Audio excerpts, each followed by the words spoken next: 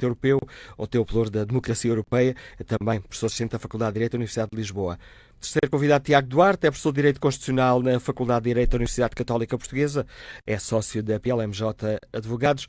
Meus senhores, bom dia, bem-vindos à TSF, obrigado por terem aceitado este convite para lançarmos aqui este primeiro debate, falando dos poderes do Presidente.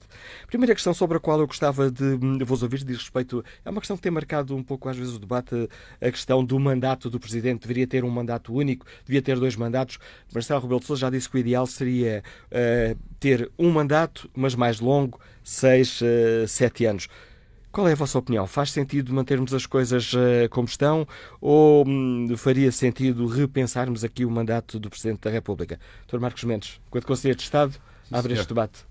Bom dia, muito obrigado por este convite, por esta oportunidade e também os meus cumprimentos, quer a si, como moderador, quer aos meus companheiros aqui de debate. Relativamente a esta questão do mandato, eu diria, em primeiro lugar, que a mim não me parece uma questão central, essencial e, sobretudo, prioritária. Ou seja, eu pessoalmente vejo a arquitetura política ou constitucional relativamente a estas matérias como consensual, relativamente pacífica e, sobretudo, equilibrada. Ou seja, antes de entrar na questão do mandato, há aquela questão. Os poderes do Presidente devem ser alterados, não devem ser alterados, devem ser aumentados, não devem ser aumentados, a natureza do nosso regime deve ser mudada. Eu respondo a isso da seguinte maneira.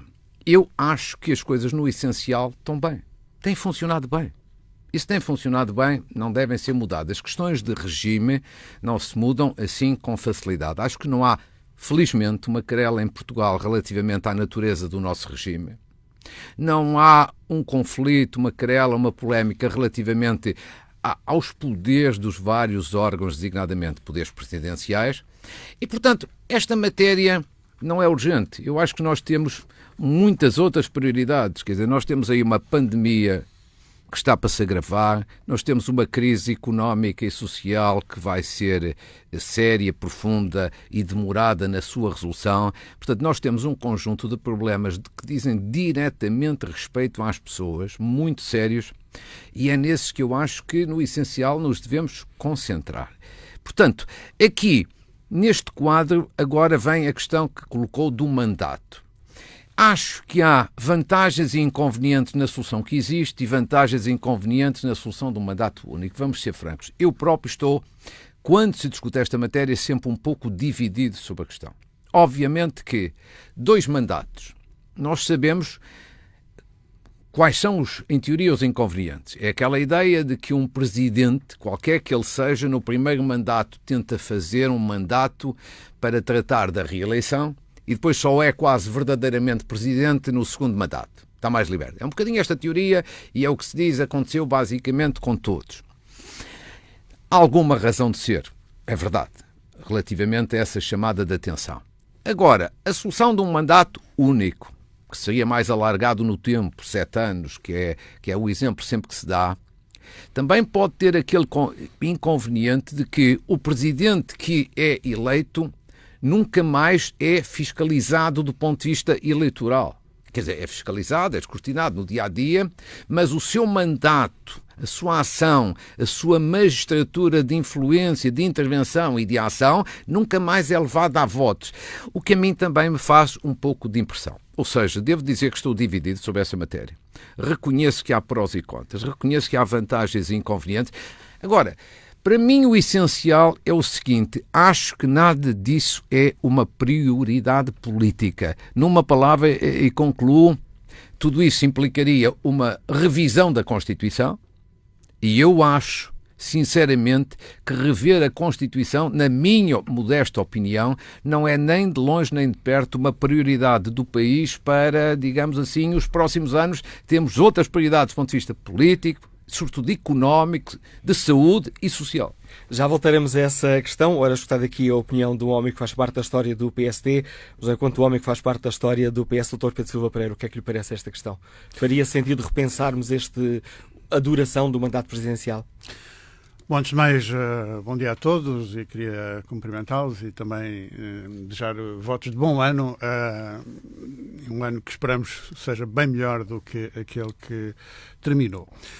Indo à sua questão, eu acho, em primeiro lugar, que não é a mesma coisa desenhar o sistema de governo e a função presidencial do zero ou pretender alterá-la depois de estar em funcionamento e haver uma experiência constitucional. Porque quando se trata de alterar, é preciso que as pessoas compreendam a necessidade de uma alteração. A experiência que nós temos consolidou uma visão sobre o sistema de governo e a função presidencial e eu verdadeiramente não vejo que exista uma necessidade de introduzir essa alteração. Além do mais, é certo, eu concordo com o Dr. Marcos Mendes, uma alteração desse tipo teria vantagens e inconvenientes, mas eu até vejo mais inconvenientes do que vantagens, porque se verdadeiramente o problema que suscita essa alteração é que nos segundos mandatos o Presidente está mais liberto para poder usar os seus poderes, porventura, em confronto com o Governo está e, portanto, gerando mais instabilidade. Então, se nós tornarmos todo o mandato do Presidente como um mandato isento ou liberto de uma avaliação política, então nós estamos a antecipar os riscos do segundo mandato e todo o mandato seria contaminado por essa atuação. E, portanto, eu vejo até vantagens em que, a meio do mandato do Presidente, vamos dizer assim, porque realmente os Presidentes são, em Portugal, tradicionalmente reeleitos, haja uma oportunidade dos portugueses se pronunciarem, validarem o exercício do mandato, e isso, apesar de tudo, cria, mesmo nem sempre seja seguido pelos presidentes nos segundos mandatos, cria um certo parâmetro de avaliação do que deve ser a função presidencial, com reflexo no tal segundo mandato do presidente.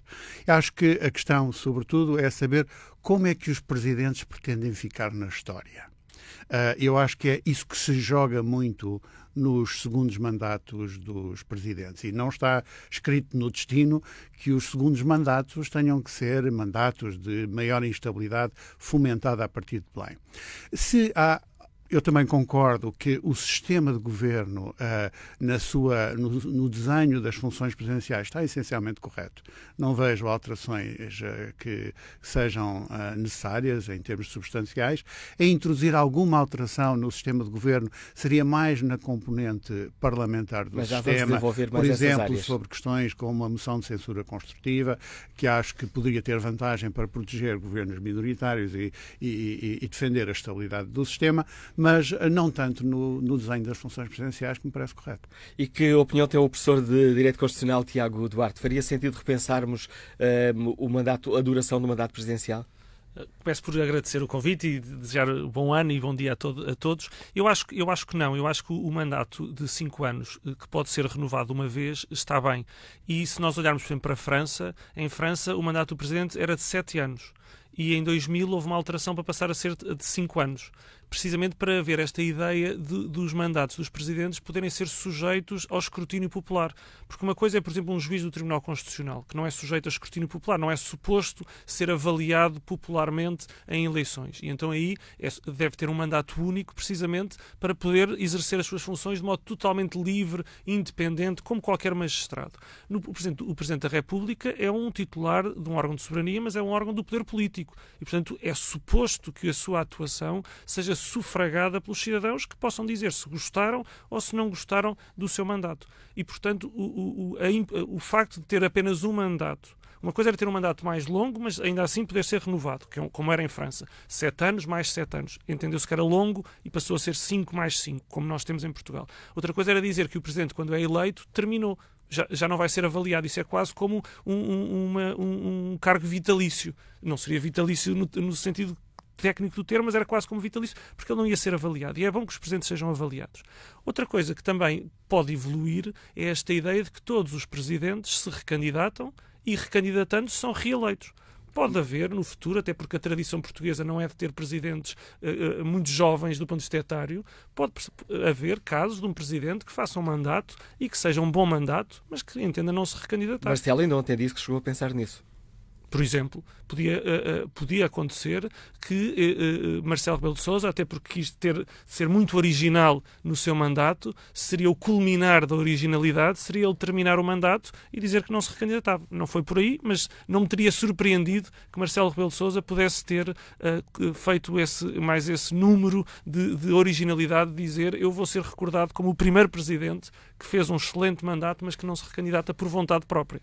Vamos olhar agora aqui um dos poderes do Presidente da República, consagrado na Constituição, nomear e exonerar os membros do Governo sob proposta do Primeiro-Ministro. E este é um poder que está ligado a uma questão que tem marcado esta pré-campanha. Que opinião tem? Um Presidente da República pode recusar dar posse a um Governo por não gostar de um determinado Ministro ou por considerar que não faz sentido que um determinado partido apoie esse Governo? Pedro Silva Pereira, qual é a sua opinião? Eu acho que não, de todo. E creio que esse é um dos equívocos que tem marcado esta campanha eleitoral na posição de alguns candidatos. Desde a revisão constitucional de 1982, que é muito claro que o nosso sistema não inclui a chamada dupla responsabilidade política do Governo perante o Presidente e a Assembleia da República. O Governo responde politicamente em exclusivo perante o Parlamento. Isto significa que o Presidente da República não exerce uma tutela política sobre o Governo de nenhuma espécie. Ele nomeia o Governo tendo em conta os resultados eleitorais, ouvidos os partidos, e, portanto, cingido ao respeito pelo veredicto dos portugueses em eleições, e depois, no exercício do mandato, ele tem poderes políticos de intervenção, pode designadamente exercer o direito de veto, aconselhamento do Governo, tem vários poderes políticos de intervenção, mas não exerce uma tutela política sobre o Governo. Isto é, o Presidente da República não governa por interposto Governo. Não governa de todo. Nem define a estratégia, como alguns presidentes no passado acreditaram, num equívoco em relação à função presidencial, como se lhes competisse a eles definir a estratégia e ao Governo executá-la. Esse bicefalismo no Executivo de todo não existe no nosso sistema. E, portanto, o corolário disso é que não compete ao Presidente da República fazer uma avaliação crítica sobre aquela que foi a escolha dos portugueses. E, portanto, aqueles candidatos ou candidatas, que é mais o caso, nestas eleições presidenciais, que têm dito que não dariam posse a um governo porque não gostam da sua cor política ou dos apoios políticos que ele é capaz de reunir, estão a fazer uma interpretação, a meu ver, totalmente deturpada daqueles que são os poderes presidenciais. Qual é a opinião do Dr. Marcos Mendes? É mesmo. É rigorosamente a mesma. O nosso sistema, o nosso modelo constitucional mudou profundamente naquela revisão constitucional de 1982. E a partir daí moldou-se este modelo que existe, em que os poderes de cada órgão de soberania estão muito bem definidos e a verdade é esta. O Governo depende do Parlamento. Os governos dependem do Parlamento, os governos não dependem do Presidente da República. E, portanto, um Presidente da República não nomeia ministros, não exonera ministros. Essa é uma responsabilidade o Ministro responde perante o Primeiro-Ministro. Agora, tentando ir um bocadinho mais a estas questões agora aqui da campanha. Eu acho, de facto, que se têm dito algumas coisas que nesta campanha que não são propriamente muito úteis e muito instrutivas e muito construtivas para o futuro e que baralham um bocadinho as pessoas e que eu acho que não é fantástico. E que basicamente são estas duas coisas. Uma, aquela ideia de que se pode não dar posse a um partido porque tem estas ideias ou aquelas ou aquelas. Eu sou insuspeito porque não é um partido, esse partido que falo, não é um partido que eu propriamente aprecio. Mas a democracia e o Estado de Direito que nós passamos a vida a reclamar tem regras.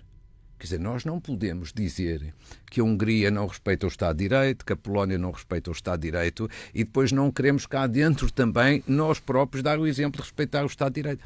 E a primeira regra elementar aqui a observar é esta. Se há um partido, goste ou não se goste, que é um partido legalizado, ainda por cima por quem de direito, que é um tribunal, neste caso o Tribunal Constitucional, obviamente que esse partido tem a mesma legitimidade que qualquer outro partido na Assembleia da República. Se depois tem mais peso ou menos peso, já não é uma decisão, do ponto de vista jurídico, é uma decisão política dos portugueses. Não pode ser de outra maneira. E, quer dizer, isto aplica-se à extrema-direita, aplica-se à extrema-esquerda, aplica-se a um partido assim ou assado. O que não tem nada a ver com concordância com as ideias. É um plano diferente.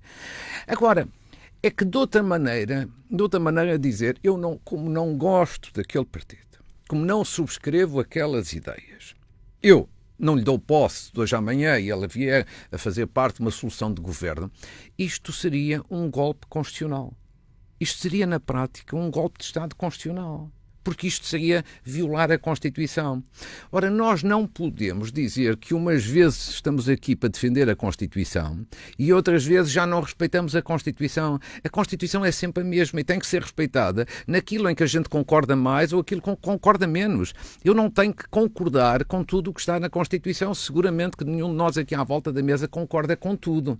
Mas acho que todos percebemos que aquilo que lá está, enquanto não for alterado, é uma regra, é uma orientação que nós temos que cumprir. Este é o primeiro ponto.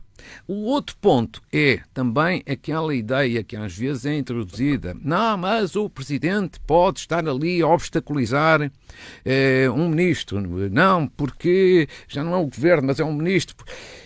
É outro campo que é muito perigoso, porque entra num domínio da subjetividade, da discricionariedade, que pode levar mesmo a alguma arbitrariedade. Claro que, seguramente que o bom senso resolve a maior parte das situações. E seguramente que na relação Presidente da República, agora não estou a falar de um Presidente da República com um Primeiro-Ministro, se um Primeiro-Ministro vier apresentar um governo e em que o Presidente veja, num caso ou outro especial, problemas numa determinada pessoa, eu julgo que a maior parte desses problemas, que eu tenho a sensação, ou todos temos, que já surgiram pontualmente no passado, eu acho que essas coisas muitas vezes resolvem-se numa conversa a dois que o país não tem, evidentemente, que conhecer mas não é o Presidente a vetar, é o Presidente a ter uma conversa com o Primeiro-Ministro, com a sua magistratura propriamente de influência, chamar a atenção deste ou daquele ponto. Ou seja, mas no essencial, como foi dito pelo Dr. Silva Pereira, bem, quer dizer, a responsabilidade de escolha de membros do Governo é do Primeiro-Ministro. O Governo responde perante o Parlamento e, do meu ponto de vista, o sistema tal como está, tal como existe, é bom, está a funcionar bem.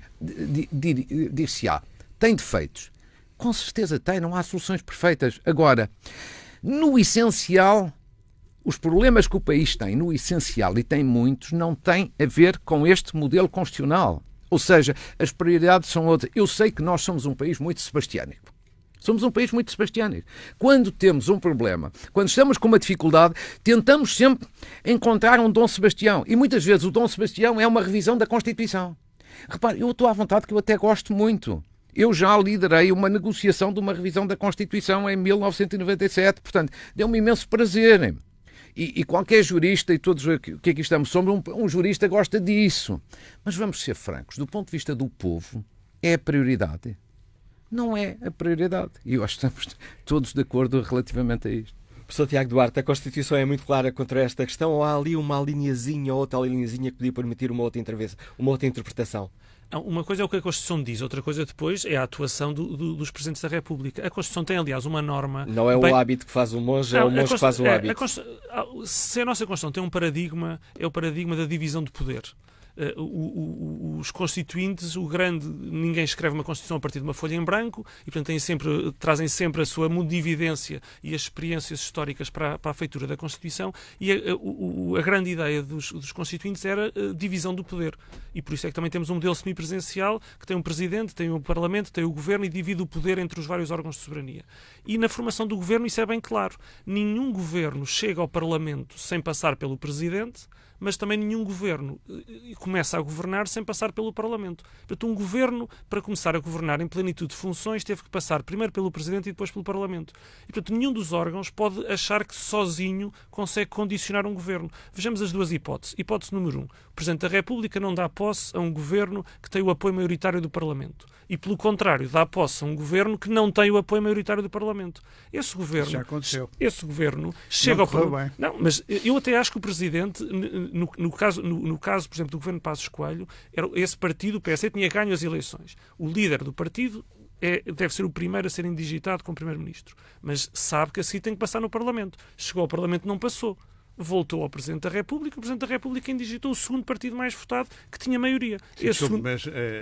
Foi indigitado, mas não precisaria necessariamente ser nomeado e chegar ao Parlamento. Não, eu acho que os partidos já sabia que não tinha viabilidade. Mas é que eu acho que política. precisaria, porque os partidos não falam na comunicação social, falam no momento próprio. E, portanto, eu acho que cada órgão, em cada momento, exerce os seus poderes. O Presidente da República nomeia o Primeiro-Ministro, que entende que é aquele que...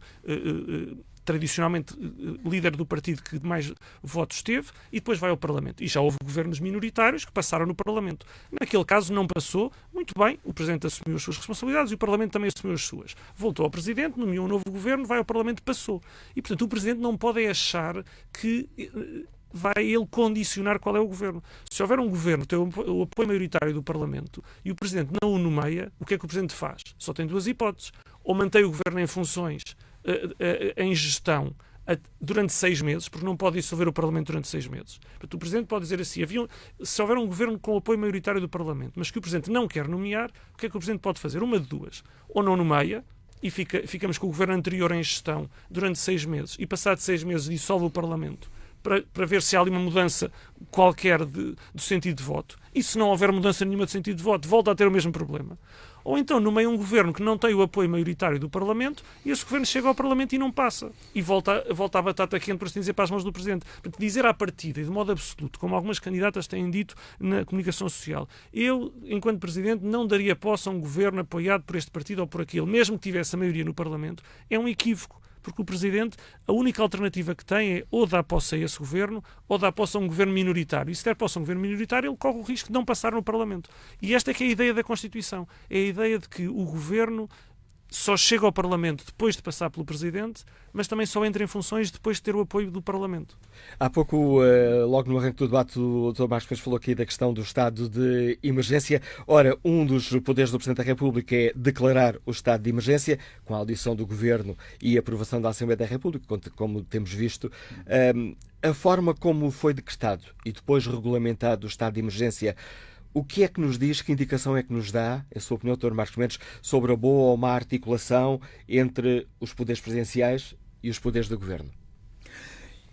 Eu acho que as coisas no essencial funcionaram bem.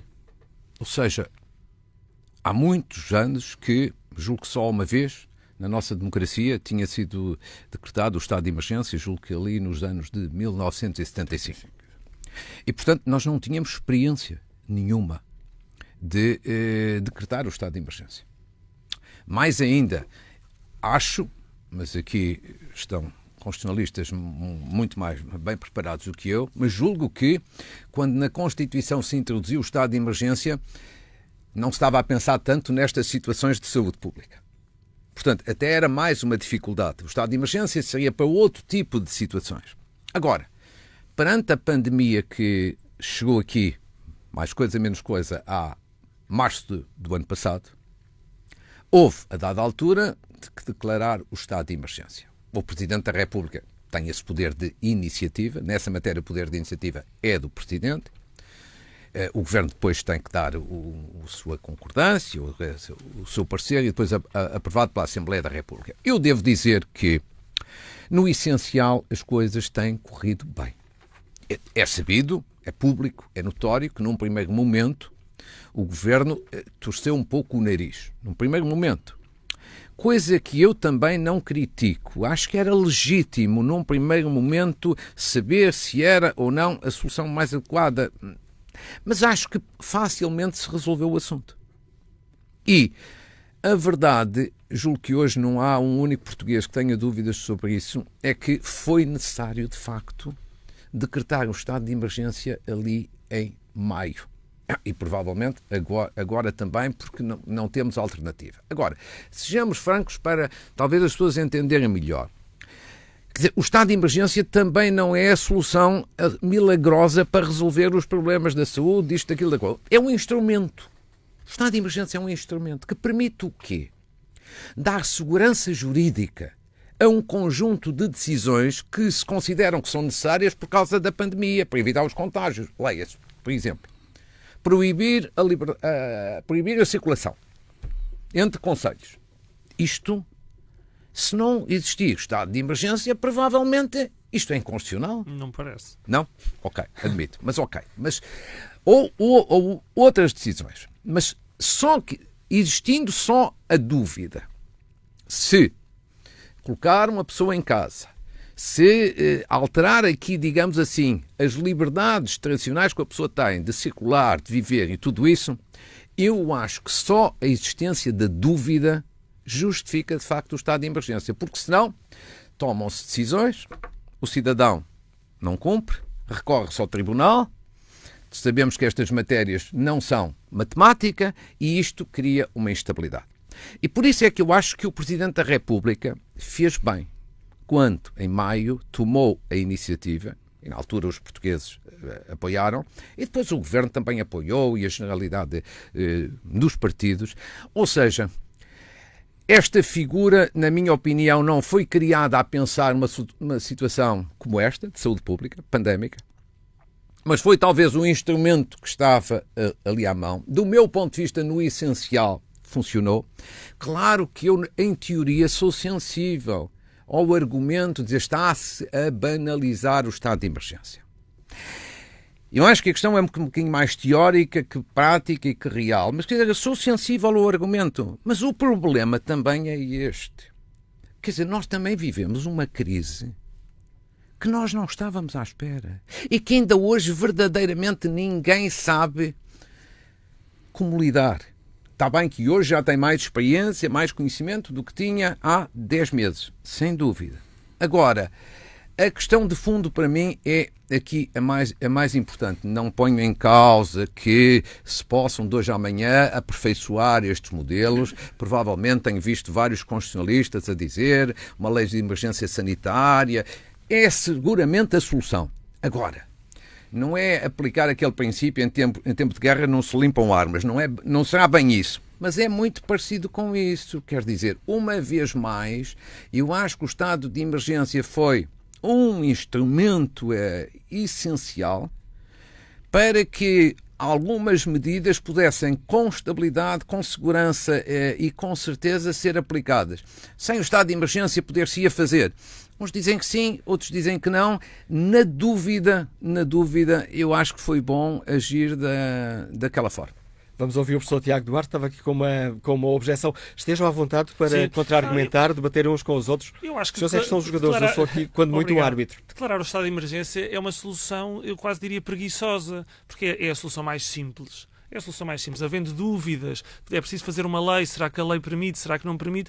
É mais fácil então pôr tudo na gaveta, fecha-se a gaveta e então deixa de haver dúvidas. Mas a nossa vida, quando acabar o estado de emergência, continua a haver leis, continua a haver dúvidas sobre a aplicação das leis, continua a haver tribunais a decidir-se quando as leis são mal aplicadas e bem aplicadas. Isso é a nossa vida do dia-a-dia. E, portanto, a ideia de que durante este período de tempo o melhor é pegar na Constituição ou num conjunto de direitos da Constituição, meter tudo na gaveta, fechar a gaveta e ninguém se incomoda com isso, de facto também é bem o sinal dos tempos e da maneira como as pessoas se sentem desligadas da Constituição e dos direitos consagrados na Constituição. Eu uma vez disse num debate que quando houvesse estado de emergência se iam pôr as bandeiras a meia haste, para as pessoas se lembrarem, para as pessoas perceberem. E quando foi o primeiro estado de emergência, as pessoas sentiram isso, sentiram que foi ali uma mudança drástica, porque nunca tinha havido um estado de emergência no contexto da Constituição portuguesa. Agora, as pessoas já nem se lembram muito bem se estamos ainda em estado de emergência e se não estamos. Vamos no oitavo? Vá lá que de 15 em 15 dias tem que ser renovado e, portanto, volta outra vez a falar-se disso de 15 em 15 dias um bocadinho das notícias, mas já não abre um telejornal. E se o estado de emergência fosse de duração prolongada, então é que as pessoas perdiam mesmo a noção se estamos ou não em estado de emergência. Ora, eu acho que desde março até agora, passou já quase um ano, não houve tempo de fazer uma lei. Uma lei que explique o que é que se pode fazer e o que é que não se pode fazer num estado de pandemia ou num estado deste tipo. Uma lei, eu não estou a dizer que se fizesse que a primeira medida, quando veio o vírus, fosse fazer uma lei, mas desde março até agora não se podia já ter feito uma lei. Continuamos a usar a lei de base da proteção civil e a lei da epidemiologia e a lei de base da saúde, que de facto não estão muito adaptadas a estas situações. E podem ser usadas, mas, enfim, com uma certa interpretação. Mas podia-se fazer uma lei claríssima. Eu ouvi o Presidente da República dizer num debate que a Provedora de Justiça estará a preparar um anteprojeto, que a Provedora de Justiça não tem competência legislativa, naturalmente, mas que isso será para depois, quando a pandemia acabar. Então, mas vai-se fazer uma lei sobre as pandemias quando a pandemia acabar? Isso é que eu também não entendo. Portanto, eu acho que se podia perfeitamente ter feito, com calma, com ponderação, uma lei que estabelecesse as situações em que os direitos podem ser restringidos. Porque, sem querer entrar numa linguagem muito técnica, a nossa Constituição permite que os direitos fundamentais sejam restringidos para salvaguarda de outros direitos, sem ser necessário o estado de emergência.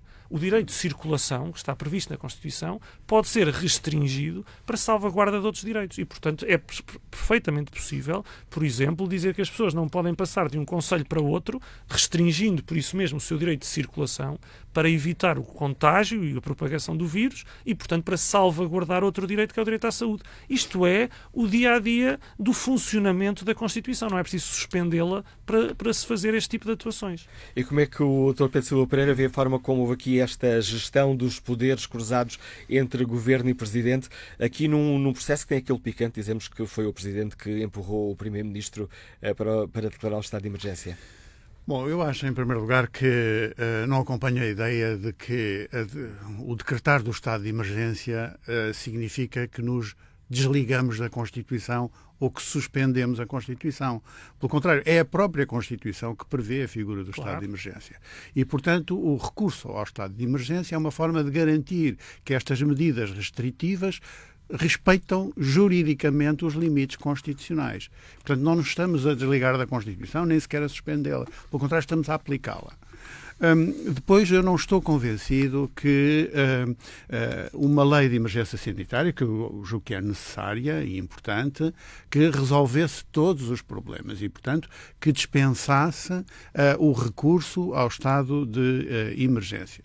Mas, em qualquer caso, essa lei, de facto, neste momento não existe, com esses contornos, e não me parece muito saudável que ela seja discutida e debatida à pressa no contexto das polémicas que se estão a viver a propósito das suas implicações económico-sociais neste momento. O próprio estado de emergência, sabemos, é motivo de grandes polémicas parlamentares e vários partidos se opõem ou se abstêm para não acompanhar a medida do estado de emergência. Portanto, não creio que essa divisão do país fosse muito menor no debate de uma lei de emergência sanitária. Portanto, penso que sim, haverá um momento para a discutir.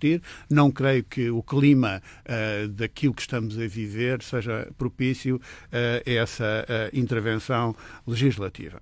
Depois gostava de sublinhar que acho que o facto do Presidente da República ter estes poderes de iniciativa a propósito do estado de emergência é também importante de uma outra perspectiva, porque ajuda a compreender porque é que o Presidente, apesar de não exercer tutela política sobre o governo, de não poder recusar a posse de governos de que não gosta, ou de não dever tomar iniciativa de ele próprio provocar a demissão de membros do governo, apesar de tudo faz sentido que seja eleito por sufrágio universal direto.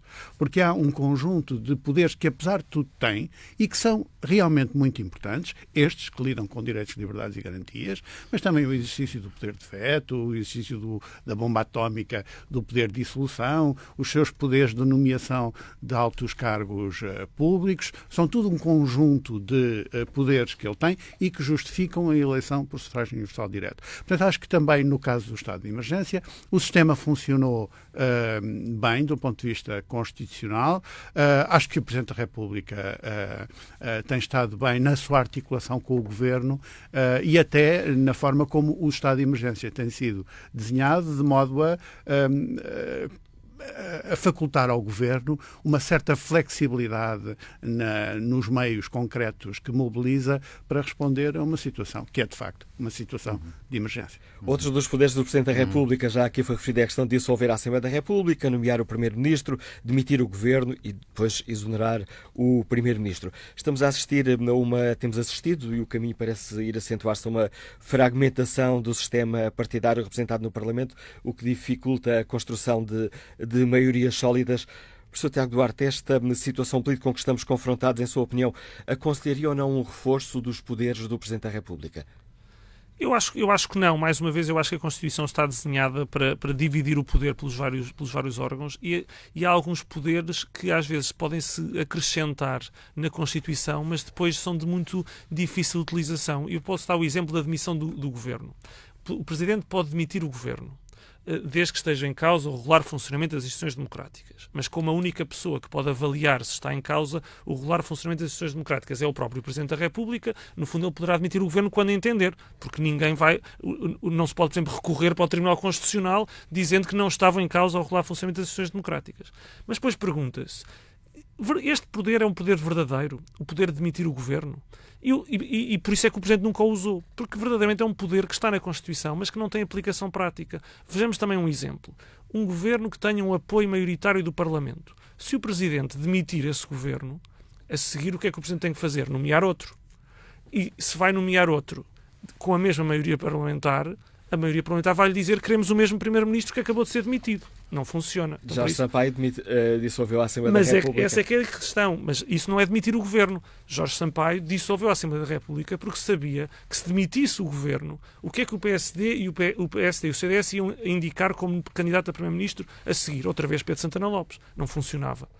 E, portanto, ou o Governo tem o apoio maioritário do Parlamento e se o Presidente o demite, a seguir o Parlamento volta a indicar o mesmo candidato a Primeiro-Ministro, ou o Governo não tem o apoio maioritário do Parlamento e então não é preciso ser o Presidente da República a admiti-lo porque o Parlamento, através de uma moção de censura, pode demitir o Governo. Portanto, verdadeiramente operativo é o poder de dissolução da Assembleia da República. E por isso é que ainda hoje se diz que Jorge Sampaio demitiu Santana Lopes, mas não foi isso que aconteceu. O que aconteceu foi que Jorge Sampaio dissolveu a Assembleia. E, aliás, quando anunciou que ia dissolver a Assembleia, Pedro Santana Lopes e o Governo é que se demitiram, sabendo que a dissolução da Assembleia implicaria a demissão do Governo.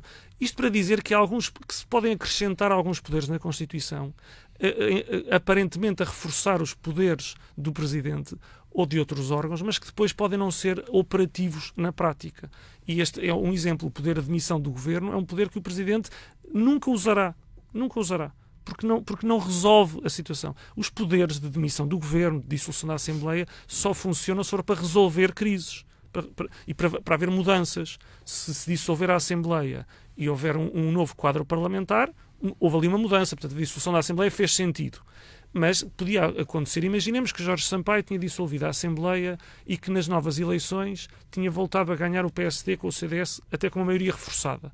Jorge Sampaio ficava numa situação muito difícil. E, aliás, nas memórias está lá implícito que se demitiria nesse caso, que renunciaria ao mandato, porque perceberia que tinha dissolvido um Parlamento com uma maioria parlamentar e que o povo tinha reforçado essa maioria parlamentar. Não foi isso que aconteceu. Aliás, nas várias vezes que os Presidentes da República dissolveram antecipadamente os Parlamentos, houve sempre mudanças de quadro parlamentar, o que mostra que os Presidentes entenderam bem o sinal dos tempos.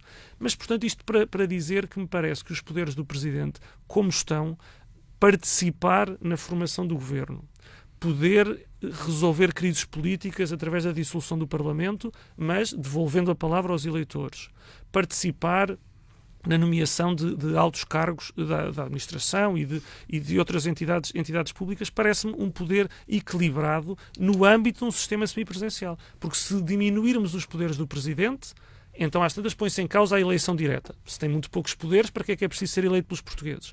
Se aumentarmos os poderes do Presidente, põe-se em causa o equilíbrio com o Parlamento e então o próprio modelo semipresidencial. Portanto, o semipresidencialismo é um equilíbrio relativamente instável, que tem que ser, não se pode, há bocado o Pedro Silva Pereira falava, por exemplo, da moção de censura construtiva. Se nós metermos para dentro da Constituição a moção de censura construtiva, mudamos a lógica da Constituição, porque significa, a moção de censura construtiva significa que o Parlamento que apresenta uma moção de censura a um governo só o pode fazer se tiver um governo alternativo.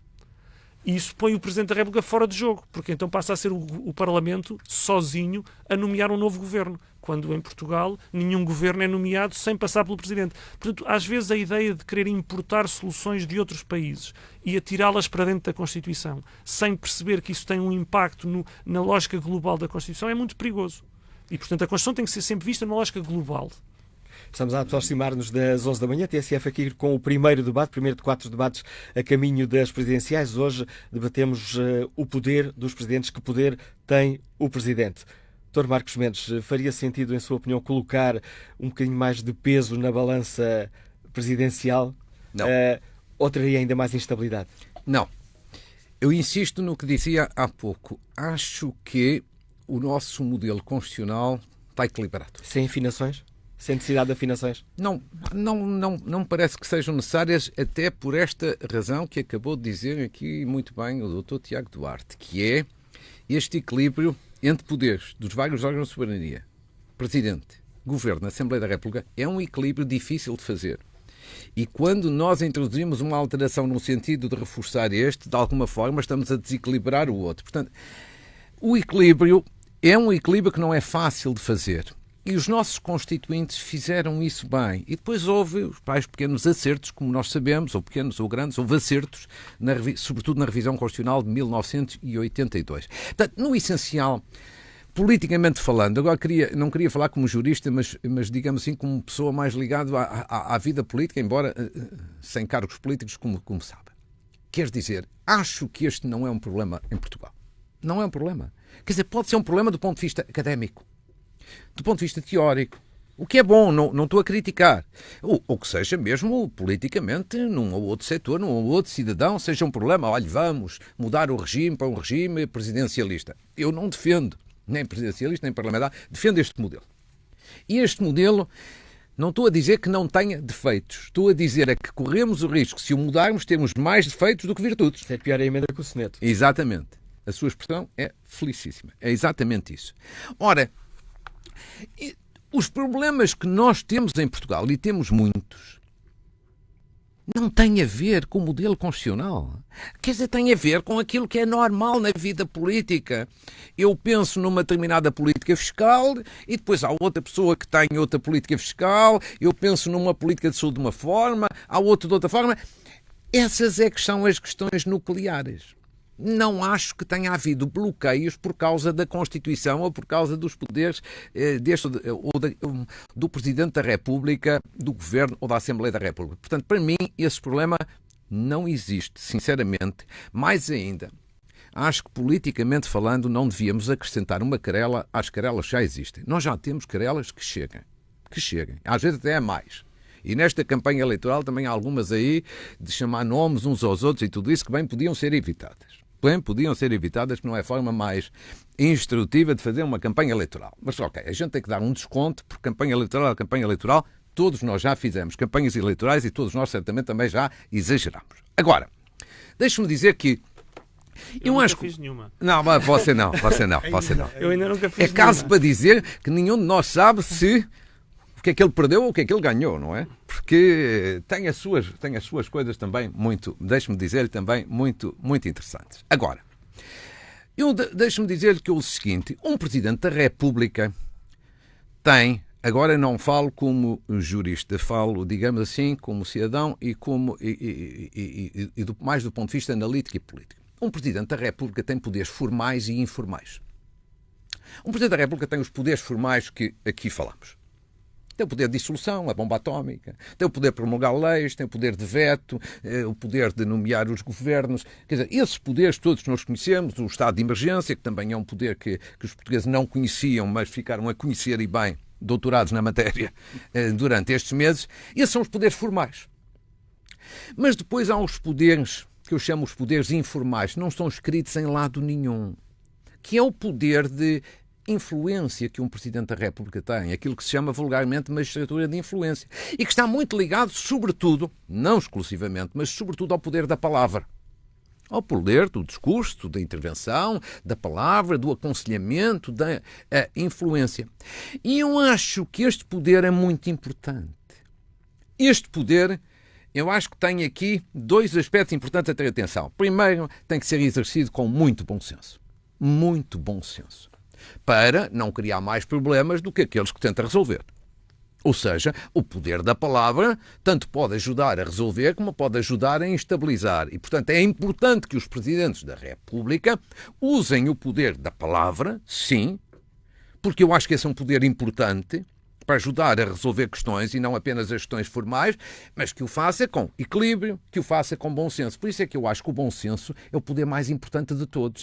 E não é por estar escrito que ele passa a ser mais importante. Quer dizer, ou existe ou não existe. É por isso que os portugueses têm que ser sempre criteriosos na escolha de um Presidente da República. E eu acho que ao longo dos anos têm sido, independentemente de escolherem mais à esquerda ou mais à direita, têm sido muito criteriosos. A outra parte, deixa-me dizer, eu concluo, é que para ter este poder informal da palavra e ele ter consequências, ter efeitos, um Presidente tem que ser popular.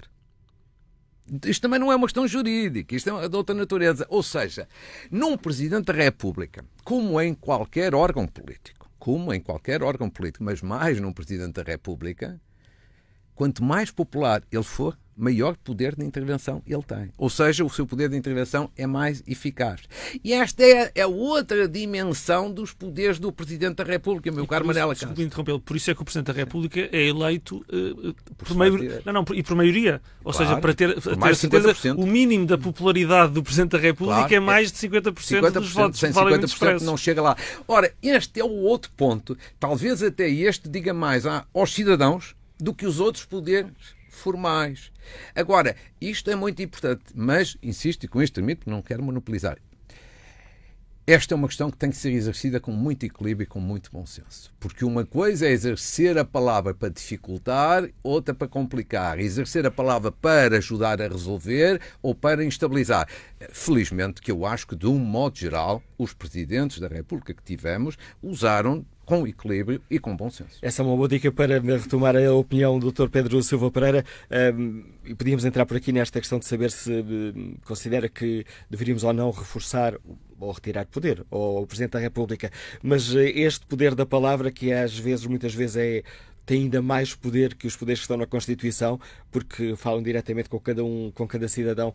Parece-lhe que Marcelo Rebelo de Sousa utilizou nestes 4 anos este poder com bom senso e equilíbrio? Bom, eu diria que o Presidente Marcelo Rebelo de Sousa usou esse poder profusamente. Com o seu excesso, acho que se pode dizer assim, de comentário sobre a atualidade política, sobre a vida política, sobre a ação do governo, sobre o desempenho de ministros em situações pontuais.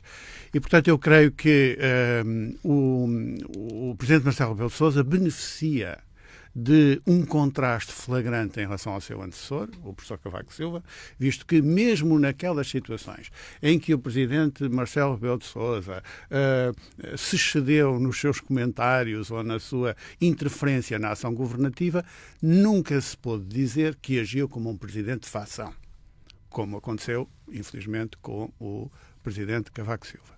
E, portanto, eu creio que nós temos que anotar aquilo que todos os portugueses se habituaram a designar como o presidente comentador, é uma realidade deste mandato, mas também, ao mesmo tempo, reconhecer que essa intervenção não configurou uma intervenção na qualidade de um presidente de facção que pretendesse favorecer a sua família política em relação a outros. Aliás, foi até acusado mais do que uma vez exatamente o contrário. Eu acho que eu não concordo, devo dizer, com a habitual classificação do nosso sistema de governo como semipresidencial, porque isso induz em erro. Não é uma questão académica que quero introduzir aqui, é uma questão mesmo política. Porque realmente o sistema de governo, desde a tal revisão constitucional de 82, que tirou a figura da dupla responsabilidade política do governo perante o Presidente e o Parlamento, realmente atenuou a componente presidencial do sistema. O sistema é misto, é verdade, porque coexiste a responsabilidade do governo perante o Parlamento com a eleição do Presidente por sufrágio universal direta, mas se ele é misto de alguma coisa, é muito mais semi-parlamentar do que semi-presidencial. Quer dizer, a componente básica do sistema é parlamentar. É um sistema parlamentar com corretivo presidencial, exatamente, como dizem alguns politólogos. E isso é muito importante para compreender as funções presidenciais. E, sobretudo, a ideia de que o Presidente tem realmente que exercer todos os seus formais e informais com contenção. Essa contenção é muito importante, porque, caso contrário, há um conflito de legitimidades entre a legitimidade do governo de base parlamentar e a legitimidade do Presidente, que lhe advém do sufrágio universal direto, que se arriscam a entrar em conflito permanente. É por isso que o Presidente se deve abster de excessivos comentários sobre a atividade política ou o desempenho dos ministros. É por isso que o Presidente deve exercer o seu poder de nomeação, de que falávamos há pouco, do Governo, no estrito respeito pelos resultados eleitorais, como a Constituição ordena. É por isso que, mesmo no exercício de outros poderes de intervenção, a articulação com o Governo se justifica. É por isso que o poder de veto, por exemplo, deve ser exercido também com a contenção que circunstâncias mais excepcionais justificam e não como uma obstrução à ação governativa. Portanto, eu diria que nós não precisamos de um reforço da componente presidencial do sistema. Nós do que precisamos é de uma interpretação de bom senso sobre o uso dos poderes presidenciais formais e informais, para que o Presidente não se transforme num instrumento de instabilidade política, de confronto com o Governo, ambicionando governar. Nós precisamos de um Presidente que não se conforme que não tenha a ambição de governar. E, portanto, que compreenda que os seus poderes são suficientemente importantes para justificar o sufrágio universal direto, mas não mais importantes do que aqueles que estão descritos na Constituição. É claro que na prática haverá depois uma gama grande de interpretação do que isto significa, mas a ideia de um presidente de facção ou de um presidente que pretende exercer uma tutela política, ainda que estratégica, sobre o governo, seria uma interpretação errada da função presidencial. E nesta parte os senhores já introduziram aqui no debate algumas dos outros poderes do Presidente da República: promulgar ou vetar leis, requerer ao Tribunal Constitucional a apreciação preventiva da constitucionalidade de normas constantes de leis, decretos-leis ou convenções internacionais, também requerer a declaração da inconstitucionalidade de normas jurídicas ou a verificação de inconstitucionalidade por omissão. Fazendo aqui um balanço, parece-me que as vossas respostas dos nossos três convidados vão todas no mesmo sentido, mas consideram que tivemos aqui um bom equilíbrio, uma repartição de poder equilibrado entre Presidente, Governo e Assembleia da República? Sr. Tiago Duarte. Antes disso, se me permite, eu gostava só de introduzir aqui um tema que pode não ser totalmente consensual entre todos, e que vem no seguimento do que o Pedro Silva Pereira estava a dizer do Presidente de facção.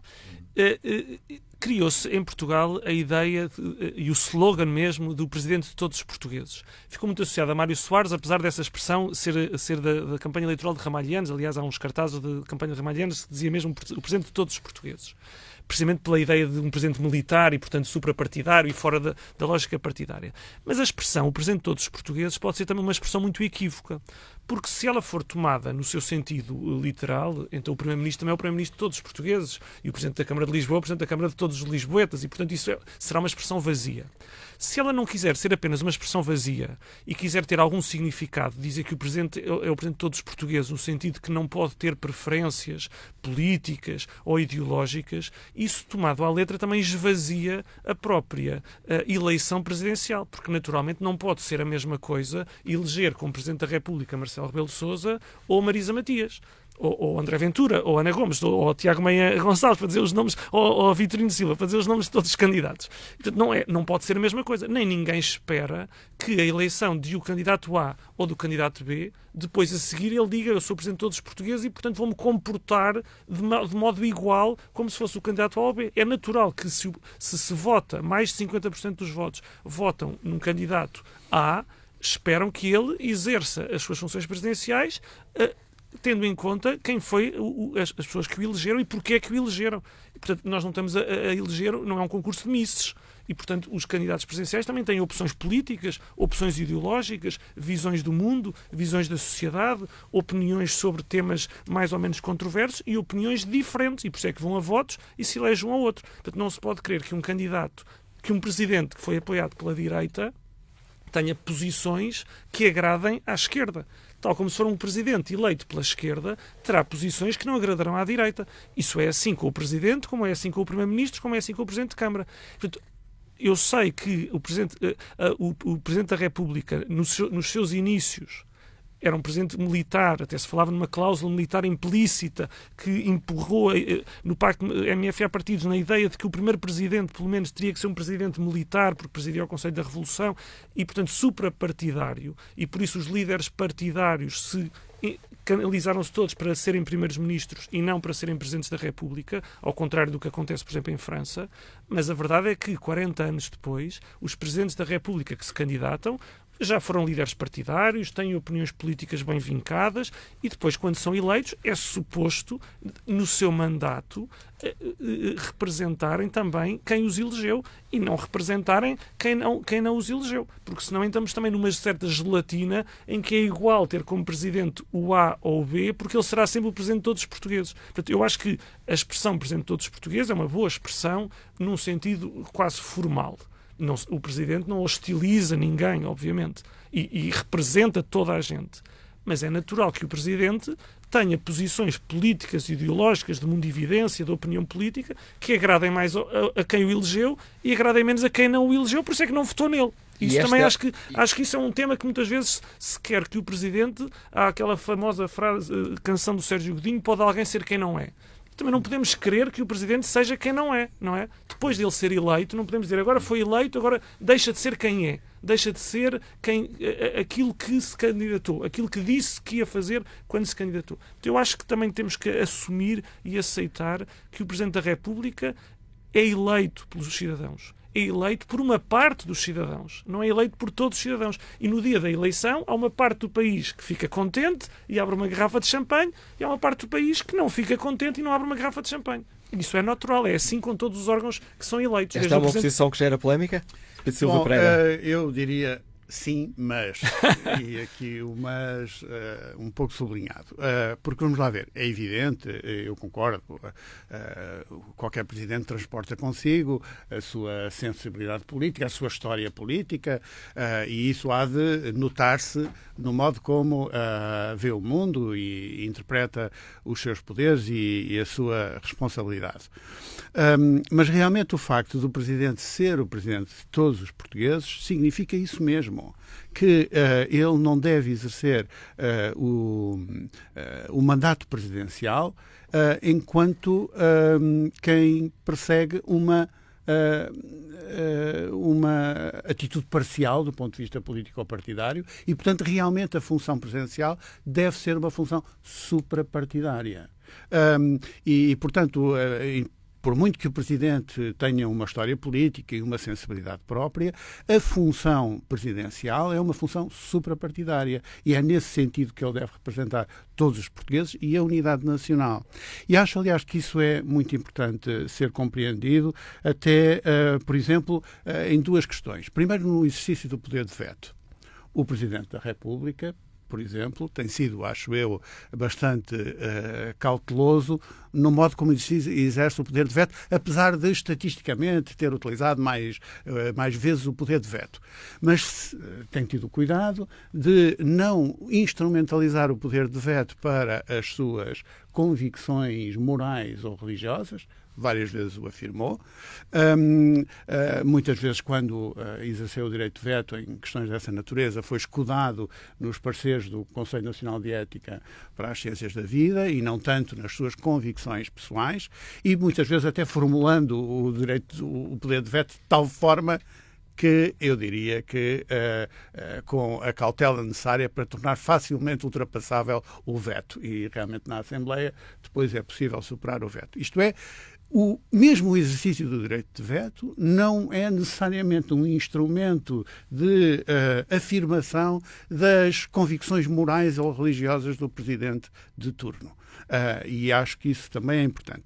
Em segundo lugar, tem-se visto, julgo eu, nesta campanha, que há uma certa confusão exatamente sobre a natureza dessas funções. E nós vemos candidatos apresentarem-se com uma agenda que é verdadeiramente uma agenda político-partidária, uma agenda governativa, uma agenda legislativa. É extraordinário, aliás, se me permite, mesmo nos debates, há um candidato a quem em todos os debates perguntam pela proposta de revisão constitucional que ele tem para reduzir o número de deputados. Como se o Presidente da República tivesse alguma intervenção na revisão constitucional. Nem sequer pode recusar a promulgação de uma lei de revisão constitucional. Portanto, eu acho que é muito importante nós percebermos que não é para uma função partidária que o Presidente é eleito e, portanto, a agenda legislativa e governativa deve ser arredada sob pena de nos estarmos todos a iludir sobre o que é um Presidente da República, o que é que ele vai fazer e o que é que deve ser, portanto, um debate em campanha eleitoral presidencial. Isso faz todo o sentido, mas vamos imaginar que a Assembleia da República aprova, por exemplo, a lei da eutanásia. E temos dois candidatos a Presidente da República. Um que é favorável à lei da eutanásia e um que é contrário à lei da eutanásia. E é eleito aquele que é, vamos imaginar, contrário à lei da eutanásia. Quando lhe é apresentada a lei da eutanásia, como é que ele se comporta como Presidente de todos os portugueses? Ele deve se comportar vetando ou promulgando consoante o que ele concorda. Se ele for favorável, e foi eleito por ser favorável, e se eu votei nele, quer que ele vote favoravelmente. Se ele é contra e foi eleito por ser contra, eu quero que ele vote contra. O que não faz sentido é dizer, bem, quando chegar lá o Presidente, vai votar de modo igual, quer seja o A que era contra, quer seja o B que era a favor. Então, às tantas, nós não sabemos em quem é que estamos a votar. O que eu digo é isso, eu quando voto num candidato a Presidente, espero que ele, quando for Presidente, faça aquilo que disse que ia fazer, que faça aquilo com que ele concorda e com que eu também concordo e por isso votei nele. Os outros que não votaram nele não ficarão surpreendidos que ele não faça as coisas que eles queriam que ele fizesse. Escutadas aqui estas duas opiniões, Dr. Marcos Mendes, vamos aqui ao desempate. Vamos lá ver, são aqui várias questões muito interessantes e acho que os meus dois companheiros de debate fundamentam e fundamentaram muito bem as suas posições. Podem ser diferentes, mas são ambas muito respeitáveis. Porquê? Porque são muito bem fundamentadas. Isto não é lisonjeio, é mesmo assim. Agora, tentando ir por partes, aquela questão que o Tiago estava a colocar de é adequado, não é adequado, a ideia de Presidente de todos os portugueses, que é aquilo que se convencionou chamar ao Presidente da República. Eu acho que, do ponto de vista jurídico, chamamos assim, mais institucional, o Tiago tem as suas razões. Agora, do ponto de vista político, foi aí que o Silva Pereira colocou a questão do Presidente de todos os portugueses, eu acho que é uma expressão muito feliz. Eu também acho que é feliz. Certo. Não, mas é que do ponto de vista mais político, menos isto, é muito feliz porque é justamente isso. É o sinal que é dado, de facto, ao país que o Presidente, ao contrário dos líderes políticos, ao contrário dos líderes governativos, da oposição, o Presidente está num estatuto supranacional, suprapartidário. O que não quer dizer que ele seja melhor que os outros, porque estar na vida política, ser ministro, secretário de Estado, líder da oposição e tudo isso também, vamos ser francos, não, eu sei que estamos num país que é muito antipartidos e muito antiparlamentar. Mas atenção, essas funções são relevantes e são importantes. Agora, o Presidente deve ser um fator muito mais de convergência e de união do que outra coisa. E, portanto, esta expressão, que julgo que foi inventada por Mário Soares, mas foi bem inventada. Não vem de Ramalhianos. Ou de Ramalhianos. Vem da campanha de Ramalhianos. Cumprimento ao general Lianos, uma vez mais, também muito bem inventada. Ou seja, eu acho que é o sinal. Em tudo na vida, o sinal é muito importante. Quando há bocadinho estávamos a falar do estado de emergência, para além das virtudes que o estado de emergência teve, foi também um sinal. Em março foi também um sinal. O sinal de que as coisas estão mal. E de que nós temos que levar isto a sério. Em política, os sinais também contam. Ou contam muito. E, portanto, aqui o sinal, Presidente de todos os portugueses, acho que é muito positivo. Segundo ponto, que era um desafio que o Manuel Cássio muito bem colocou aos meus dois ilustres companheiros de debate, e se me permite o meu ponto de vista. E o Presidente atual, sem fazer campanha, evidentemente, o Presidente atual tem exercido bem os seus poderes. Eu diria, já aqui foi dito, tem o seu estilo. Sim, tem o seu estilo muito próprio. Sim, mas, como disse Pedro Silva Pereira? Não, eu não tenho exatamente essa opinião, não. Isso não tenho. Agora, o que eu quero dizer é o seguinte. Marcelo Rebelo de Sousa foi um presidente, digamos assim, do ponto de vista da palavra, muito interventivo. Era aí que todos disseram. Isso, estamos todos de acordo. Uns acham melhor, outros acham pior e respeitado. Eu acho é que o ponto aqui é o seguinte. Eu acho que ele foi genuíno. Quer dizer, eu acho é que cada um, executando bem os seus poderes e fazendo-o com contenção, com equilíbrio e com bom senso, naquilo que já aqui falámos, depois também é importante ser genuíno. Aquele é o estilo de Marcelo Rebelo de Sousa, foi sempre. Foi sempre, não é aos 70 anos. Foi aos 40, aos 30, aos 50, aos 60. E eu acho que os dirigentes políticos, tal como os cidadãos, quanto mais genuínos puderem ser, sei lá. Marcelo Rebelo de Sousa foi um presidente muito próximo das pessoas, das selfies, dos contactos e tudo isso. O problema é que quem o conhece, e os que estão aqui conhecem-no bem, antes de ele ser Presidente da República, ele já era assim também. Continua a ser o professor Marcelo que iniciou o comentário político aqui na TSF? Exatamente. Mais ainda, aquele que as pessoas na rua tratam pelo Marcelo. E as pessoas estão aqui, todos o conhecemos muito antes de ser Presidente da República, foi sempre assim. Ou seja, ele não está a ser diferente, não está a ser artificial. Evidentemente que depois sujeita-se ao escrutínio de uns acharem melhor, de outros acharem menos bem, mas está a ser genuíno. E eu atribuo uma grande importância. Agora não é o Presidente da República, é o Presidente da República, é o Primeiro-Ministro, é o líder da oposição, os políticos em geral. Quanto mais genuínos forem, melhor. Ainda que essa genuinidade, essa autenticidade, possa entre eles ser evidentemente diferente. Segundo, acho que o Presidente atual teve 3 momentos que foram importantes para o país, independentemente independentes para o país. Um foi no princípio, outro no meio e outro no fim. No princípio, o país estava dividido ao meio. Sejamos francos, por causa da solução governativa que foi encontrada e que era, digamos assim, inédita em Portugal e que dividiu profundamente o país. E eu acho que isso era muito mau. Muito mau, quer dizer, essa questão da divisão do país. E o Presidente uniu. Descrispou o país. Uniu. E esse teve esse mérito. Depois, a meio, a questão dos fogos. Foi um momento traumático. Eu julgo que, uma vez mais, ele foi equilibrado. E agora, naquilo que nós já falámos, não vale a pena repetir, na parte final, a questão do estado de emergência. Mas, por exemplo, vou aqui introduzir um ponto novo. Novo no sentido que ainda não falámos. E que é discutível. Portanto, podemos até ter opiniões diferentes. Eu, por acaso, tenho opinião neste sentido. Por exemplo, o Presidente fez vários vetos.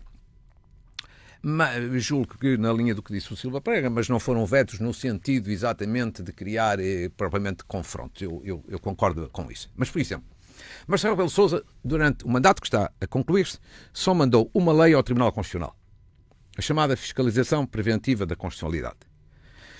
No passado, digamos assim, era mais comum os presidentes enviarem mais matérias, mais leis, designadamente da Assembleia da República ao Tribunal Constitucional.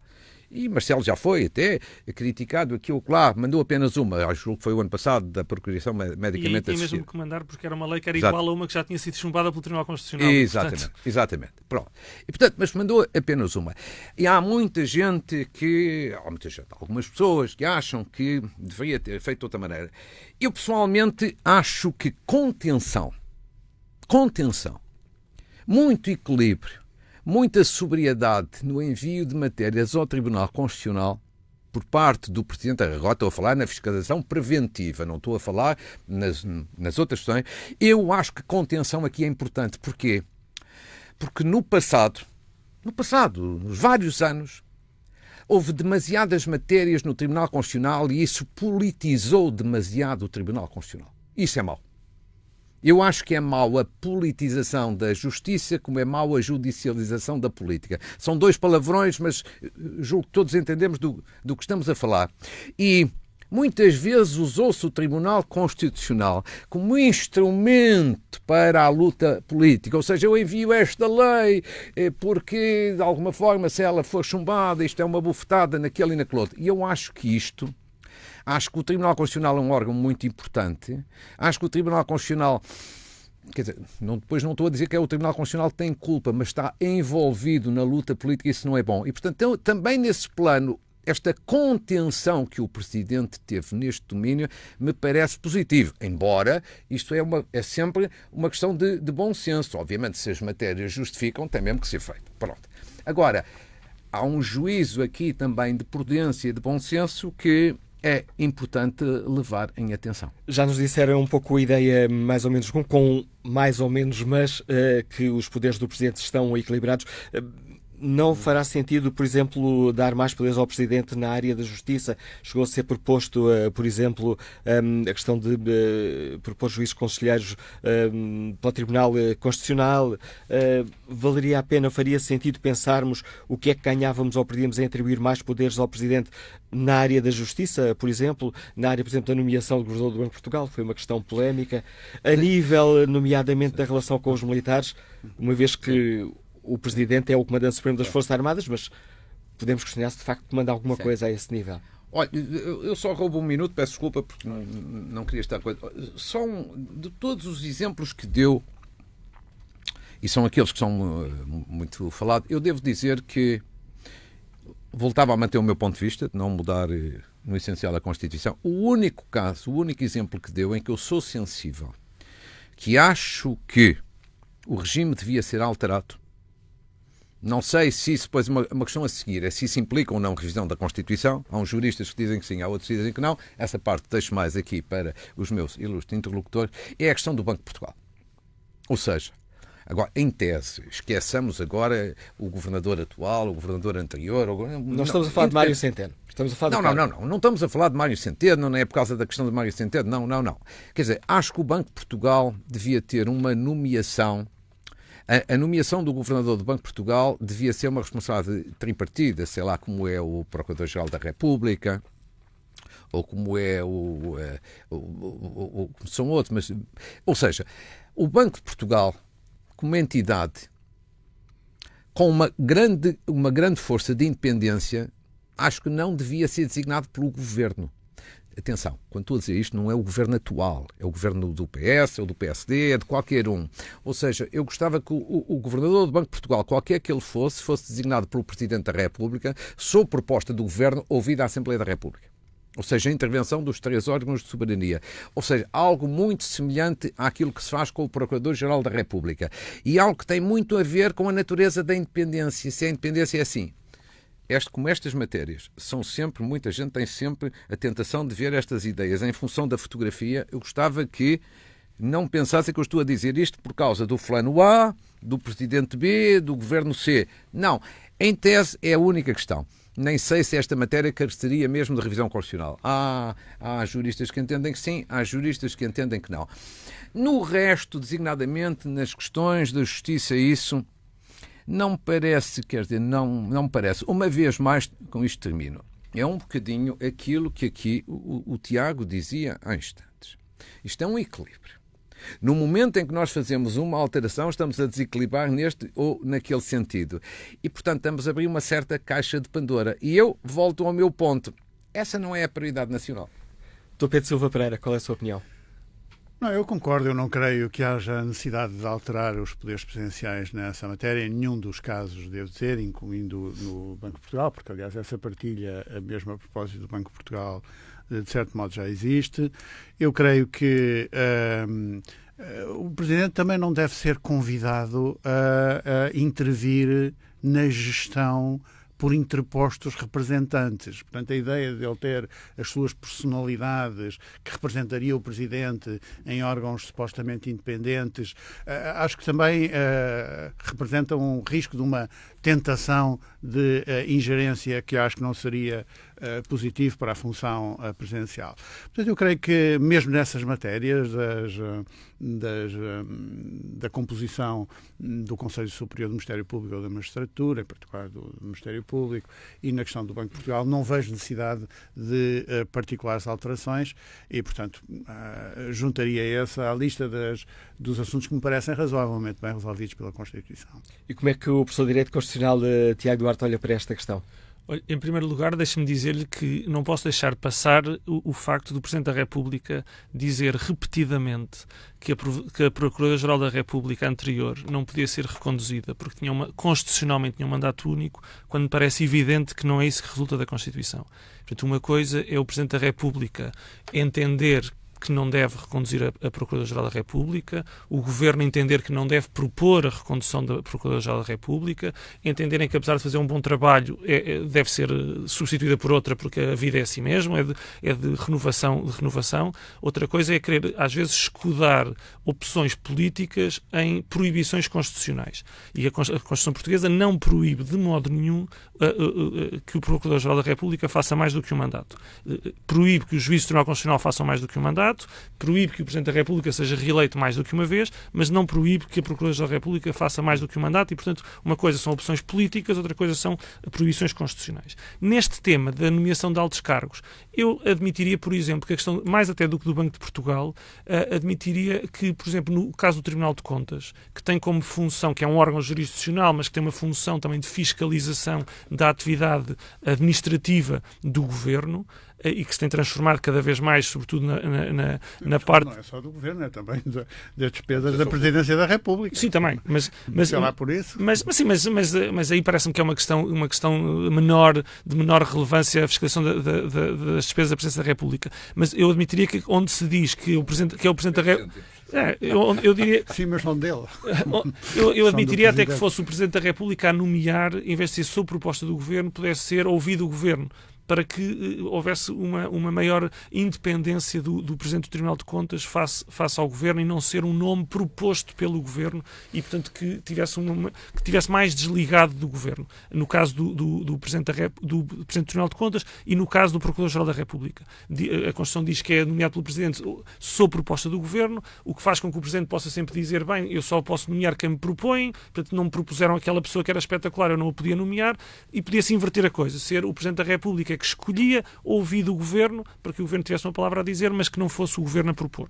De resto, quanto às outras alterações, o Presidente, por exemplo, poder indicar algum juízo para o Tribunal Constitucional, acho que admitiria isso. Se fosse isso que estivesse na Constituição, também não estaria mal. Mas não acho que seja um tema muito relevante nesta altura, a eleição. Acho que é mais relevante, por exemplo, o modo como a Assembleia da República elege os juízes do Tribunal Constitucional, fazendo ali uma distribuição de lugares entre uns e outros e depois apresentando uma lista única em que ou se votem todos ou não se votem nenhum e que não se pode verdadeiramente estar os deputados a votar nos candidatos que entendem que são aqueles que melhor podiam exercer o seu mandato na presidência da República. Mas isso já não tem a ver com a Constituição, porque a Constituição diz que os juízes do Tribunal Constitucional são eleitos pela Assembleia da República por 2/3 e, portanto, até indicia que seria 1 a 1, que seria apresentado, seria votado, ou era aprovado por 2/3 ou não era aprovado por 2/3, e era isso que a Constituição pensava. Não é isso que tem sido a prática política, como nós sabemos. Vamos ter as eleições daqui a menos de 2 semanas, dia 24 24. Este tem sido também um tema a marcar muito os debates e as conversas neste período pré-campanha, como é que vão ser as eleições em tempos de pandemia. O Primeiro-Ministro tem-nos garantido que não é possível impor restrições à atividade política, mesmo com o estado de emergência e, previsivelmente, possivelmente, estando nós em período de confinamento no dia das eleições. Em termos constitucionais, professor Tiago Duarte, é mesmo assim? Não pode haver limitações à atividade política? Não, o que a Constituição diz é que o funcionamento dos órgãos de soberania não pode ser posto em causa durante o estado de emergência. E também diz que as eleições presidenciais têm que ser nos 60 dias antes do termo do mandato do Presidente. E o estado de emergência não pode suspender a data das eleições. E, portanto, era difícil evitar que, apesar de parecer a todos incómodo que haja eleições presidenciais ou outras durante o estado de emergência, com limitações que vão acontecer seguramente a determinadas pessoas que não poderão votar querendo votar, a verdade é que era muito difícil alterar a data das eleições. A única coisa que se podia, em tese, imaginar era, no estado de emergência, suspender-se o direito ao voto. E, portanto, se estivesse suspenso o direito ao voto, as pessoas não poderiam ir votar nesse dia porque o direito ao voto estava suspenso. Mas acho que isso era uma coisa muito bizarra.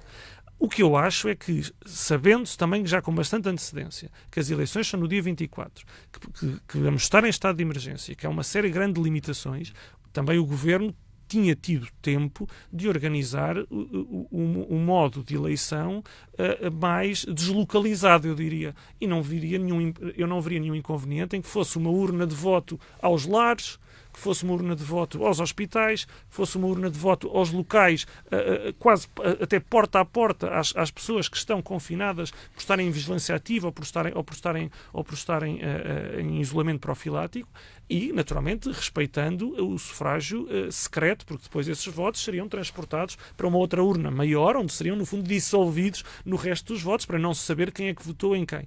E, portanto, acho que aprendemos a adaptar-nos com o estado de emergência. Os alunos, e eu tenho 3 crianças pequenas em casa que se adaptaram de um dia para o outro a passarem a ter escola através do Zoom, os pais adaptaram-se ao teletrabalho, e parece que no dia das eleições o que vamos ter é outra vez ir às escolas secundárias, fazer fila para o boletim de votos, estar ali na conversa até chegar a nossa vez de votar, como se não estivéssemos no estado de emergência nem no estado de confinamento, e onde seguramente pode haver até aumentos de contágio por causa disso. Portanto, acho que devia ter havido aqui também um golpe de asa de adaptarmos a votação ao estado em que estamos, para que a abstenção não seja uma abstenção muito superior ao que poderia ser. Dr. Marcos Menezes, ainda há tempo para um golpe de asa, ou pelo menos para adaptarmos aqui as presidenciais a estes tempos de pandemia? Não sei, talvez sim, talvez não, não sei. Diria 2 ou 3 coisas muito simples sobre este tema. Primeiro, é uma campanha eleitoral e são umas eleições em circunstâncias de facto dificílimas, muito difícil, por exemplo, para a generalidade dos candidatos fazer campanha eleitoral, tirando a componente televisiva de entrevistas, de debate, ou a componente radiofónica, ou seja, tirando a componente mediática de entrevistas, debates, é muito difícil fazer campanha eleitoral no terreno, como se tem visto, e, portanto, não são circunstâncias fáceis. Já tivemos isso também, recentemente, em eleições legislativas nos Açores. Também foram em circunstâncias muito, muito difíceis. Como, de resto, aconteceram lá fora também. Basta pensar no exemplo dos Estados Unidos. E isso. Agora, portanto, são circunstâncias muito, muito, muito adversas. Segundo ponto, claro que no dia da votação, no dia 24 de janeiro, seguramente que não vai haver limitações nenhumas no país. Obviamente não pode haver. Não pode haver limitações de proibição de circulação ou outras. Não pode haver, portanto, porque é o dia da eleição. Agora, eu não faço ideia, sei que a Assembleia da República aprovou recentemente uma lei para facilitar, digamos assim, o voto de pessoas que estão em isolamento, que estão confinadas e em que se vai à casa das pessoas com o voto. Não sei como é que isso vai funcionar, espero que bem. Por exemplo, esta questão que aqui foi levantada dos lares. Eu não faço ideia como é que aí vai ser, mas faz-me um bocadinho de impressão. Dou aqui este exemplo. Os lares da terceira idade, as pessoas não podem sair dos lares. Quase não podem receber visitas. Hoje em dia.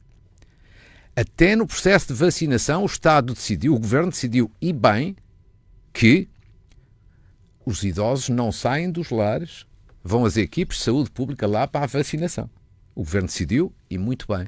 Pela mesma lógica, pela mesma coerência, eu acho que se fosse possível, legalmente possível, entendo, que entidades oficiais, tipo a Câmara Municipal, poder, com a deslocação acompanhada de representantes das várias candidaturas, pudesse ir aos lares recolher os votos das pessoas idosas, eu acho que isso era útil. É um bocadinho o mesmo princípio da vacinação. Na vacinação, toda a gente vai aos centros de saúde, mas relativamente aos lares há uma exceção, são os centros de saúde que vão aos lares. Tem que ser possível. Por que não aqui também fazer a mesma coisa? Não sei se é legalmente possível, não sei se está pensado. Mas já temos a Comissão Nacional de Eleições a pedir às juntas de freguesia que facilitem e que levem os idosos a votar. Pois, levar os idosos a votar é uma certa contradição. Não é a mesma coisa que levar os votos aos idosos. Não é uma coisa, é exatamente o oposto e é uma certa contradição no tempo de pandemia agravada que nós estamos a viver, porque ela está a agravar-se. Esperemos que não, mas todos os sinais aí estão de que ela está a agravar-se. E de resto está a agravar-se em Portugal, está a agravar-se no Reino Unido, está a agravar-se um pouco em todo lado. E insisto, na vacinação foi encontrada pelo Governo e pela Task Force que trata desta matéria uma solução muito equilibrada, que é os centros de saúde, as equipes de saúde pública vão aos lares, justamente para que haja o mínimo de perturbação possível. No momento em que os idosos, que há meses não saem dos lares, vão sair no dia da eleição para votar, isso, do ponto de vista de saúde pública, é um risco enorme.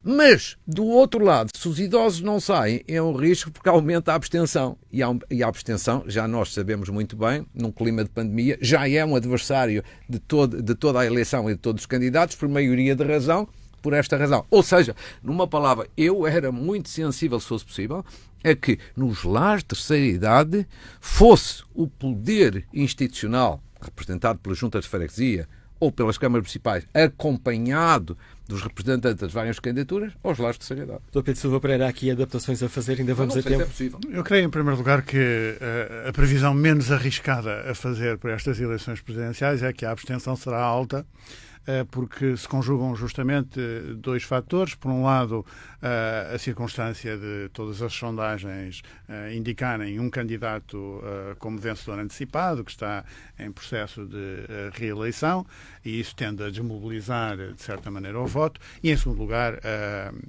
a situação gerada pela pandemia. Eu creio que a única coisa que poderia fazer uma diferença realmente substancial desse ponto de vista seria um voto por correspondência, mas isso precisaria de um quadro legal de que não dispomos, porque há muita controvérsia a propósito da segurança associada a um voto por correspondência. Agora, está previsto, por um lado, o voto antecipado. As pessoas podem pedir o voto antecipado e votarem no dia 17, o que evita aglomerações no dia das eleições propriamente dito. E, em segundo lugar, está também previsto o voto ao domicílio para as pessoas doentes ou em situação de isolamento. E é uma operação que está a ser desenvolvida em articulação com as autarquias locais.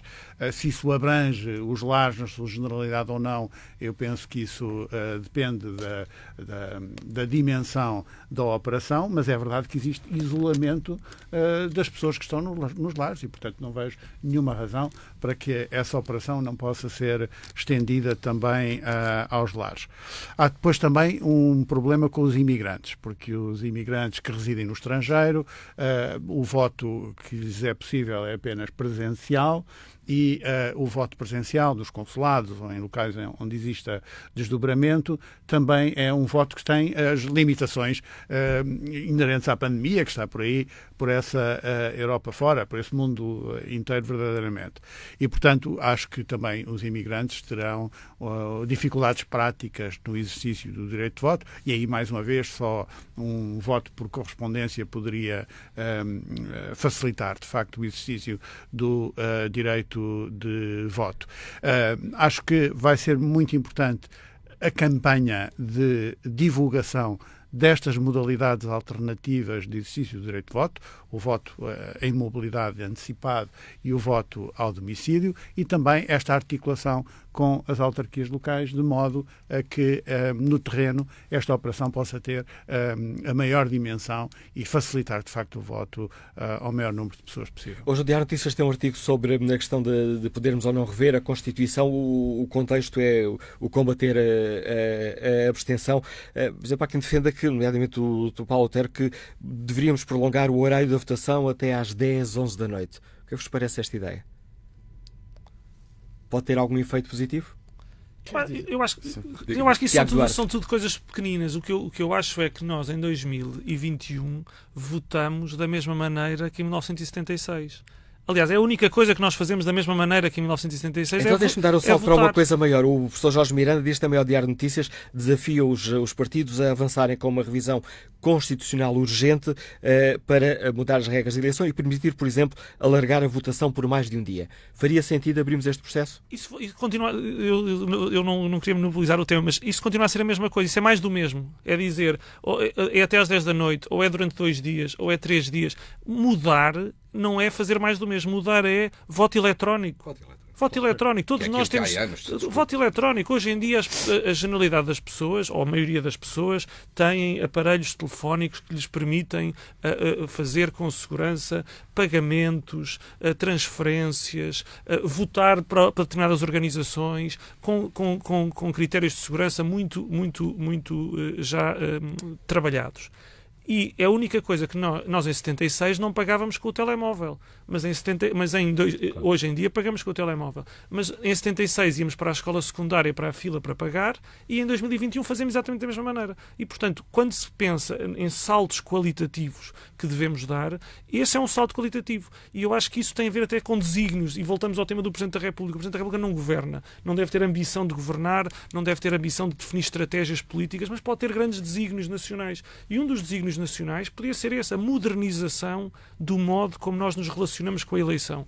E isso é transversal a todos os partidos. Não acredito que nenhum partido diga eu sou contra a modernização do voto, eu sou contra que as pessoas possam alargar as pessoas, a todas elas a poderem votar à hora que quiserem, onde quiserem, como quiserem, porque isso é favorável, porque votam depois no partido que quiserem, como é evidente. Portanto, eu acho que este era um bom caso para darmos um salto qualitativo. Deixe-me só dizer duas outras coisas muito simples e breves na linha do que todos estavam a dizer sobre esta questão. Eu também li este texto do Diário de Notícias. Quer dizer, primeiro ponto, contra mim falo, os juristas, eu também sou jurista, portanto, contra mim falo, não é crítica aos juristas ouvidos pelo Diário de Notícias, nem coisa assim, os juristas acham sempre, perante qualquer problema, faça-se uma lei. E no caso dos constitucionalistas, muda-se a Constituição.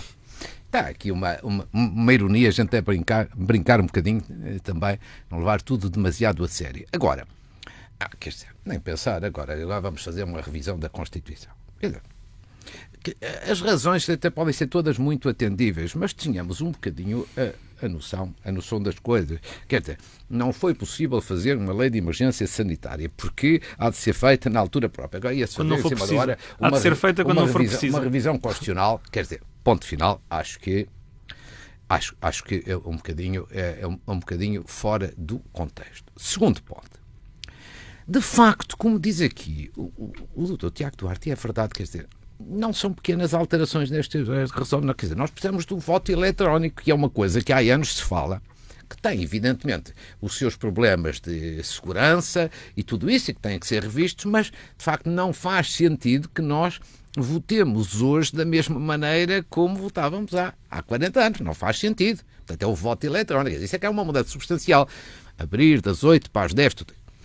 Questão diferente, ligada ao momento atual, é esta questão que falávamos todos há instante, da questão dos lares. Quer dizer, neste momento, julgo que é hoje que o Primeiro-Ministro está a reunir com os partidos por causa do futuro das medidas a tomar na próxima semana.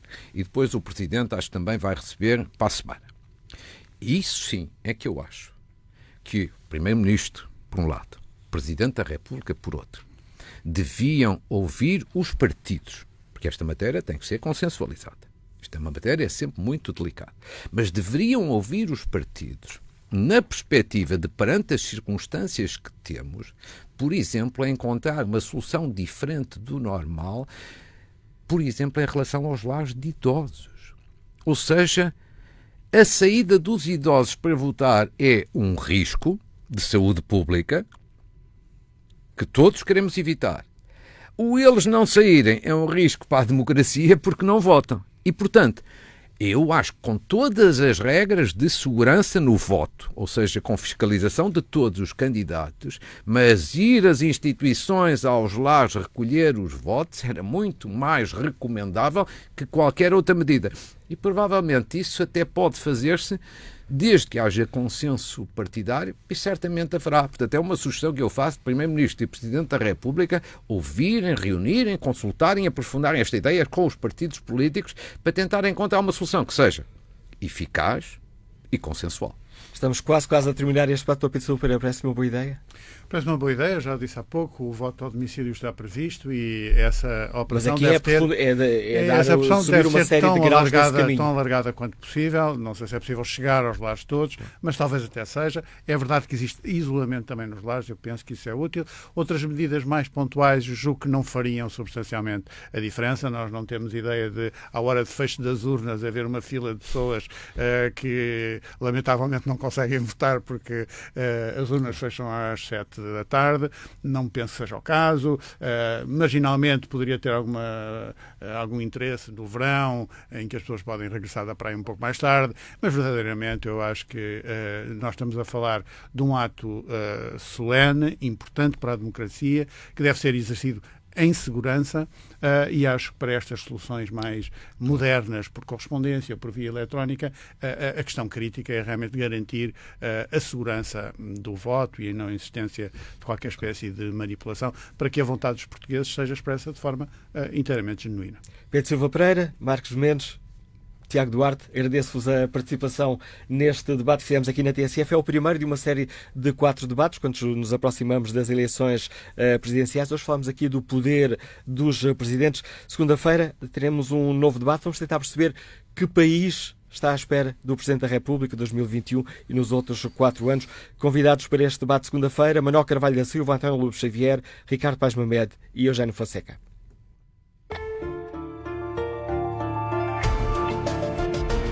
Com a moderação de Manuela Cássio e apoio técnico de André Tenente, o debate sobre os poderes do Presidente da República antes do início oficial da campanha presidencial.